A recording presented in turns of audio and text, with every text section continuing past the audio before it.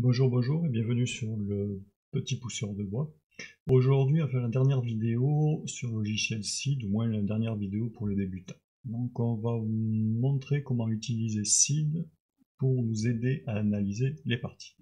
Et je précise à aider, ça ne va pas vous analyser la partie, il faut faire le travail par soi-même.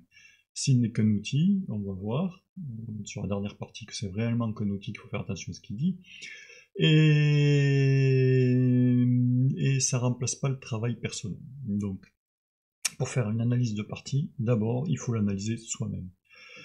Il faut prendre le temps de mettre l'échiquier, de regarder la position, de prendre des notes, de regarder la tactique, de regarder la stratégie, d'étudier un petit peu les coups, ce qui n'est pas allé, et de vérifier, parce que des fois quand on fait sa partie, on a 2 coups, 3 coups potentiels sur une position, on en joue un, on voit le déroulement de la partie, mais on se dit peut-être que si on avait joué différemment, ben, ça aurait été le résultat différent. Donc c'est un travail à faire personnel. S'il ne va vous aider, juste, et c'est une aide très utile, vous allez le voir, ça fait gagner du temps, pour la vérification c'est très utile, et bon, ainsi de suite. Bon, allez, on attaque. Pour faire l'analyse, il vaut mieux avoir Stockfish. Je vous conseille d'avoir Stockfish sur votre ordinateur, donc je vous laisserai le lien tout à l'heure en bas. Ça s'installe sur son ordinateur, et puis après on vient ici dans moteur d'analyse, donc je vais cliquer 2 fois parce qu'il va me l'enlever du coup. Ici c'est le moteur que j'ai installé, et donc vous ferez nouvelle, le nom de votre moteur, donc la Stockfish, mais bon il y en a d'autres, hein. Je crois qu'il y a Komodo qui s'installe très bien, bon, il y en a plein d'autres qui doivent fonctionner très bien.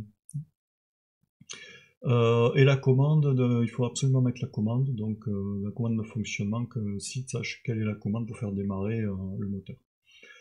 Peut-être le répertoire pour les Windowsiens, alors moi je n'ai rien à faire, hein. Je fais juste, je tape Stockfish pour le nom, Stockfish pour la commande, ça fonctionne. Peut-être que les Windowsiens devront peut-être mettre le répertoire, je sais pas. Ça fait trop longtemps que j'ai pas utilisé Windows pour vous le dire. Ok, moi j'annule. Je fais démarrer mon Stockfish, et ici tout en bas vous avez un petit carnet avec un stylo, et quand je passe dessus il y a marqué annotation. Donc c'est de lui qu'on va s'utiliser. Et là, dans ce qui est sorti, je n'utilise grosso modo que deux points. Le temps en secondes par 2 coups.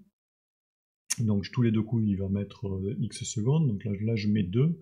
Donc plus on met de secondes, plus c'est là à analyser, mais plus sera précise, plus le résultat sera précis. Et ensuite le seuil d'erreur. Donc là je l'ai mis à 1,5 parce que je veux que ça aille vite et que je sais très bien qu'il n'y a pas grand chose que je veux voir. Juste une position ou deux pour vous montrer des positions tactiques avec des grosses erreurs. D'habitude je l'utilise à 0,7, 0,8, donc c'est un bon compromis. Si on met trop bas à 0,2, on est bassiné de variantes, et bien on voit pas la différence qu'il y a entre les variantes, donc ça a très peu d'intérêt. Et si on le met trop haut, effectivement, des fois on peut rater des fautes qui ont l'air un peu bêtes, mais qui ne font pas des grosses différences. Ok, allez, c'est parti. Donc ça va prendre quelques secondes. Voilà, c'est la partie déroule. Là, il y a quelques secondes. Ici, vous voyez qu'on dans le cadre d'en bas, on voit les coups qui défilent, les annotations du logiciel. Savoir que c'est absolument interdit de s'en servir ça sur Internet. Donc que ce soit en partie, bon, en blitz, il y en a qui utilisent, je sais pas comment. Ça va tellement vite. En partie différée, vous n'avez pas le droit d'utiliser. Vous avez le droit d'utiliser Seed comme base de données, aller étudier les parties d'autres joueurs sur les positions même que vous allez jouer, vous avez le droit de faire ça. Mais faire tourner le moteur d'analyse, vous n'avez absolument pas le droit. Donc ça c'est interdit. Et meilleur que le moteur d'analyse, si vous pouvez avoir un grammaire sous la main, c'est quand même mieux pour faire les analyses que Seed. On est bien d'accord dessus, ça ne remplace pas lui-même. Voilà, c'est fini. Donc là c'est allé très vite, j'avais mis un temps très court. Donc première remarque qu'on va faire, hop là D4 déjà il me dit qu'on est sorti de la bibliothèque. Donc c'est la première analyse que lui il fait, ce qui est coup de bibliothèque, c'est un coup connu, reconnu. Alors je sais pas ce que j'ai comme bibliothèque, mais là elle doit pas être très puissante. Alors j'ai peut-être dû changer les bibliothèques à un moment donné. Elle doit pas être très puissante, mais bon. Donc de toute façon les bibliothèques c'est pas très important, ça sert pas à grand chose. tac, tac, tac, on continue à faire défiler, il ne se passe rien, donc tant qu'il n'y a pas de commentaire, c'est que vous êtes dans les coups avec votre marge d'erreur que vous avez mis. Donc là, il n'a rien à dire parce que vous êtes dans la marge d'erreur qu'il a donnée. Donc je considère que tous ces coups sont suffisamment bons. Et fou H5, c'est le premier coup où en dessous on voit bien qu'il nous marque une variante. Donc la fou H5 qui dit qu'il y a 4 pions et demi d'avance pour les blancs. Et fou E6, il donne juste un quart de pion d'avance pour les blancs. Donc lui, il conseille fou E6, fou prend, pion prend, et il dit que c'est à peu près égal. Voilà, c'est égal. Ce qui est rigolo, c'est que toute la dernière fois, il m'avait donné un autre résultat. Donc il m'avait dit, au lieu de fou E6, ici, il m'avait dit, le fou prend le cheval. Bon, on s'en fiche. Les blancs ont vu la bonne suite, donc cavalier, alors sur fou H5, je reviens fou H5, soit plus clair. Cavalier prend H5, ok, pas de souci. Reprise du cavalier, et en fait, il y a l'attaque double, cavalier prend 5, l'attaque ici sur le pion, ok, et sur le cheval. On reprend le cheval de toute manière. Donc fou prend, dame prend, il n'y a pas de souci, il y a un risque de mat, donc il faut le défendre. Ok, on défend en F6. Là, une autre erreur donnée par l'ordinateur. Le roc. Donc le roc est une erreur. Et l'ordinateur donne F4 tout de suite. Alors les blancs avaient su sûrement que F4, peut-être qu'on pouvait être pris. Mais en fait, l'ordinateur dit que non, donc F4 était tout possible à faire le roc. Alors si on regarde la suite de la partie, les blancs comptaient bien jouer F4, mais une fois que le pion était protégé par la tour. Donc là, c'est perdu. Le fou est obligé de reculer, voilà. Et le pion vient de faire rajouter une petite fourchette, bon, on n'en parle plus, c'est fini. M'abonne. Donc voilà. Premier type d'analyse, l'analyse tactique simple, comme dit ici. Sid le fait très très bien et on peut lui faire absolument confiance. Dès qu'il y a un gros écart, on va voir tout de suite ce qui se passe. Et c'est intéressant de vérifier si on l'a vu dans notre première analyse. Ouais, partie suivante, pour vous montrer que Stockfish peut aussi vous aider à faire des choses un peu plus stratégiques, et ça c'est très intéressant. Alors c'est pas son point fort, et c'est là où le grand maître est quand même vachement plus intéressant. Avoir un grand maître à la maison c'est très utile, mais bon, on n'a pas tout ça à la maison. Ça j'ai déjà fait analyser, donc je vais y aller directement en bon coup, je crois que c'est 20, c'est 20 ici, voilà. Donc les noirs viennent de jouer B4 et attaquer, et attaquent le cheval. Alors je vous montre, alors l'ordinateur, les blancs ont reculé, mais l'ordinateur dit qu'il fallait prendre. Alors on va voir déjà ce qui se passe quand on recule. Donc la suite de la partie, ça recule. Prise du fou. Ok, prise avec la dame, très bien. Pouce. Alors là, on remarquera qu'ici, je vais montrer un peu, toute la variante pour Stockfish elle est bonne. J'avais mis à, je devais avoir la mis à 0,7 ou quelque chose comme ça. Donc pour Stockfish la variante est bonne. Ok, on pousse, ça recule, fou 6, et en fait on va s'arrêter là et on va faire une petite analyse de la position à ce niveau-là. Alors qu'est-ce qu'on remarque? Que les noirs ont activé à peu près leurs pièces, sauf ici le fou qui est un peu enfermé par ses propres pions. Il a réussi à activer son fou blanc, qui joue et qui en plus attaque un pion tout de suite. La tour peut bouger, peut venir ici par exemple, parce que là il pourrait y avoir un échec et mat, la dame peut pas manger le pion. Donc en fait, ici, mon contrôle Z ne marche pas, tant pis. Donc ici on voit que la tour est mobile.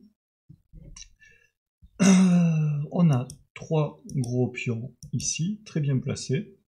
Ils ont l'air un peu bloqués par le pion blanc, d'accord, mais on sent tout de suite qu'ils peuvent bouger à tout moment. Et derrière ces 3 pions blancs, on sent que le roi est à l'abri. Donc il peut encore toujours roquer, mais on sent bien l'homme droit très bien ici. Mais plus important que tout, effectivement, on sent bien que ce pion est mobile, que quand il va bouger, les fous vont devenir très très forts. Donc ça c'est la première remarque qu'on peut faire là-dessus. Première remarque qu'on peut faire là-dessus. Effectivement, un beau centre et des pièces qui ont été un peu libérées. Alors, quand on revient sur la position, donc B4, on revient à B4, et en fait, donc déjà la prise du cheval peut paraître absolument naturelle. Le fou fait pas grand chose, le cheval est une pièce très très monstrueuse. Si monstrueuse qu'on je trouve dommage presque de l'échanger après, le coup d'après contre le cavalier D3, effectivement il débloque la situation, mais là il est tellement gros que c'est vraiment dommage. Je pense que les morts peuvent pas garder, éliminer le fou noir. Pour pouvoir garder ce cheval, ça serait faire merveilleux, mais bon, pas possible. Et d'ailleurs, les blancs prennent tout de suite. Et si on prend tout de suite, on est obligé de reprendre du pion, parce que sinon la tour est attaquée. Ok. Le cheval recule. Et bon, la suite logique, ça doit être fou B5. Encore. Alors fou B5 fait un petit vis-à-vis désagréable. Et ce petit vis-à-vis pourrait permettre la poussée ici du pion. D'accord. Bon, du coup, toujours G1, ça enlève. Alors on va analyser ça déjà. Et bien on voit déjà tout de suite, la première chose qu'on remarque, c'est que les trois pions n'ont pas du tout la même gueule. Ces trois pions n'ont pas du tout la même gueule. Et ils ont l'air beaucoup moins mobiles. Ici, ça serait difficile de passer, parce que il y a le pion qui force, mais maintenant, il y a là le fou. La tour semble un peu moins mobile aussi, parce qu'aussi il y a le fou qui attaque. Et s'il revient, il pourrait attaquer le roi. Et le roi, c'est dangereux parce que maintenant, il y a la tour qui est ouverte vers lui. J'arrive pas, j'ai plus rien qui marche. Alors je suis désolé, les touches du clavier, dès que je fais un enregistrement avec OBS, c'est n'importe quoi, donc j'ai les flèches qui se font pas.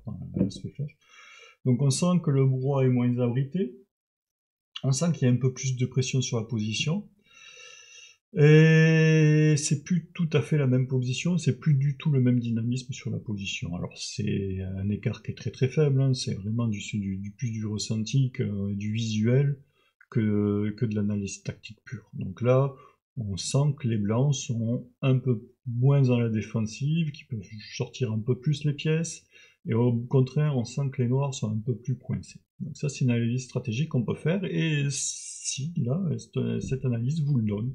Donc, au lieu de cabeler B1, fou croix S5, c'est stratégique, et il vous propose le coup, à vous d'analyser derrière, pour savoir, pour essayer de comprendre qu'est-ce que ça change dans la position, qu'est-ce que ça change, et pourquoi ça serait un petit peu mieux. Donc là, on passe dans l'analyse, donc tac tac, cavalier B1, c'est moins un pion, 26, et fou prend, c'est les blancs qui sont mieux, même pour lui, avec un tiers de pion d'avance. Donc c'est pas grand chose, mais ça montre déjà quelque chose. Donc ça, c'est déjà de l'analyse qu'il vaut mieux faire avec un petit grand maître à côté. Side. Dernière position, ça doit être ça, ok, je change, je fais pas ça. Dernière position, ça doit être un 20, et c'est pour vous dire, il faut se méfier quand même un petit peu de ce que dit Sid par moment. Sid, c'est un moteur. C'est un moteur d'échecs et il pense comme un moteur, hein. C'est très très tactique ce qu'il propose. C'est très très très tactique. Et c'était pour ça qu'à l'époque, moi je suis de l'époque de Kasparov, Kasparov disait jamais je perdrai contre un ordinateur, et les mecs disaient jamais on perdra contre un ordinateur. Parce qu'ils sont tactiques, qu'ils comprennent rien en position. Bon, mais ça a bien changé. Mais ça reste des moteurs très tactiques, et des fois ils proposent des choses un peu bizarres. Alors dans cette position, les noirs ont une position gagnante, une qualité de plus, ils ont un pion de plus pour l'instant, mais bon, la reine s'est infiltrée, le roi se promène, les noirs n'ont aucune faiblesse, et les noirs continuent en prenant ce pion. Bon, très bien. Et là, s'il dit non, c'est une erreur, il y a mieux. Bon, ok. Il y a mieux d'un pion et des brouettes, donc ok, on va aller voir ça. Et en fait, il propose C5. Alors déjà, ça commence à m'interpeller, bon, C5, pourquoi pas.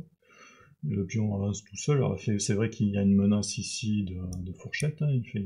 Si le pion arrive ici, il y a une menace de fourchette, ok. Mais pourquoi pas. Donc on analyse sans me forcer, fou à 6, ok, menace de mat. Ok. Menace de mat, donc j'ai toujours des problèmes avec les flèches, je suis désolé. On bouge la tour pour défendre. Dame B5 attaque la tour, d'accord. Tour C7, mais pour mettre la tour à l'abri. Et là, Dame F1, là, ça commence à déjà être le truc un peu bizarre. Bon, ok, Dame F1, pourquoi pas. Dame F1, Dame prend, le fou revient, et Dame prend. Alors effectivement, ils ont gagné un pion de plus, mais quand on regarde la variante 1, elle a l'air super compliquée. Et 2, dans la variante, il y a des coups qu'on comprend pas. Dame F1, pourquoi pas Dame E2, qui pourrait empêcher directement. Voilà. Donc c'est pas Dame E2, directement, qui ne semble pas pire que Dame F1. Là, on peut plus prendre de pion, par exemple. Si ça prend, ça reprend, et il n'y a plus de pion. Donc, il y a sûrement une raison profonde là-dedans, je l'ai pas calculé, j'ai même pas cherché à réfléchir au truc, j'ai juste vu comme ça, je dis bon, voilà. Donc une variante compliquée pour prendre un pion que dans la plupart des variantes on prend pas. Et tout ça pour pas avoir un jeu plus simple. Donc c'est vraiment, il faut faire attention à ce que propose l'ordinateur à des moments, il propose des choses, il faut bien regarder si, à l'œil humain, si ça fonctionne ou pas. Est-ce qu'un humain a envie de rentrer dans ce type de variante ou pas? Est-ce qu'un humain normal a envie de rentrer dans une variante ou pas? Est-ce que vous voulez rentrer dans cette variante ou pas? Peut-être que Maxime Lachelagrave serait rentré dans cette variante parce qu'il aurait vu tout de suite. Mais nous en partie, enfin moi en partie, ce genre de variante, on passe à côté. Et à l'analyse, c'est pas intéressant de regarder ce type de variante. Ou très peu intéressant. Ça rajoute rien à la position. Et c'est d'un compliqué extrême. C'est des variantes un peu d'ordinateur, il y en a toujours des variantes d'ordinateur, et chaque fois qu'on les analyse, on se retrouve des fois avec des variantes d'ordinateur. Alors ça peut être celle-là, j'ai trouvé celle-là parce qu'elle était dans une position facilement, mais des fois j'ai des ordinateurs qui me disent bon mais là t'as fait une faute avec plus un pion. Quand tu regardes la variante, c'est une variante de 20 coups, 15 coups, absolument horrible, incompréhensible, et tous les coups vous paraissent bizarres. Mais pour l'ordinateur, bon, il a tout calculé, donc tout ça me paraît simple. Donc faire attention aux variantes, faire attention à ce que vous regardez, donc ce n'est qu'un outil, ça ne remplace pas l'œil humain, ça ne remplace pas que vous êtes un humain, que vous jouez contre des humains, et qu'il faut chercher des coups humains. Donc c'est là où, pareil, un grand maître vous aide à dire non, mais ça se regarde même pas. Voilà, c'est des coups qui se regardent même pas. Bon voilà, je vous ai tout dit, si ça vous a plu, vous pouvez faire un petit pouce. Vous pouvez vous abonner. Et je vous dis à la prochaine fois, je pense qu'on fera des petites finales de pions la prochaine fois. Merci, au revoir.